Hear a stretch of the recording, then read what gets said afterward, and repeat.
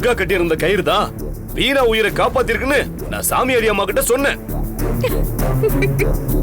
அதுக்கு அவங்க என்ன சொன்னாங்க தெரியுமா?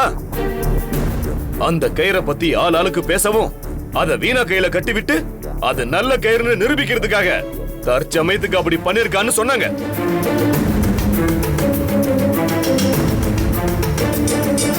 உண்மையிலேயே அந்த கயிறால இந்த குடும்பத்துக்கு ஆபத்து தான்.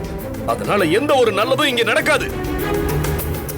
துர்கா இந்த குடும்பத்தை அழிக்க வந்தவதான்னு திருநீர்ல அடிச்சு சத்தியம் பண்ணி சொன்னாங்க.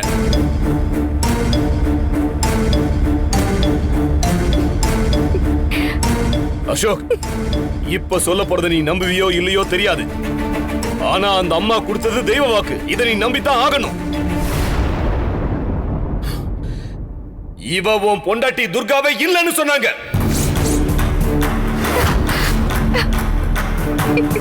போது, நிறுத்து. நீ சிரிக்கிறதால எதையும் மறைச்சிட முடியாது.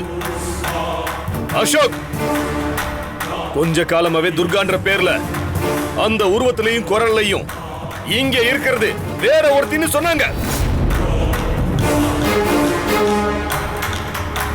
அதனால மந்திரிச்ச கயிறை கையில கட்டி இவளை ஏவி விட்டுருக்காங்கிறத நாம நம்பித்தான் ஆகணும். அப்பா சாரிப்பா, அந்த அம்மா சொல்றதெல்லாம் நான் நம்ப தயாரா இல்ல. இதேதான் நானும் சாமியாரி அம்மா கிட்ட கேட்டேன். அதுக்கு அந்த அம்மா ஒண்ணு சொன்னாங்க. என்ன தெரியுமா? அதெல்லாம் சொன்னா இவ துர்கா இல்லங்கிறது உனக்கே தெரியும்.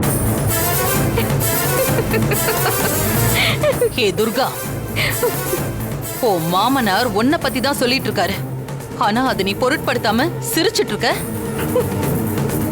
இப்படி சிரிச்சு இவர் சொல்றதுல எந்த ஒரு அர்த்தமும் இல்லைன்னு நிரூபிக்க பாக்குறியா?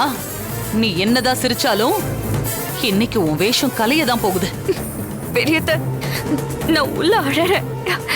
ஆனா என்னால வெளியில சிரிக்கதான் முடியும். பாத்தியா அசோக், இவ உள்ள அழுகுறாளாம், வெளியே சிரிக்கிறாளாம். இதெல்லாம் நம்புற மாதிரியா இருக்கு?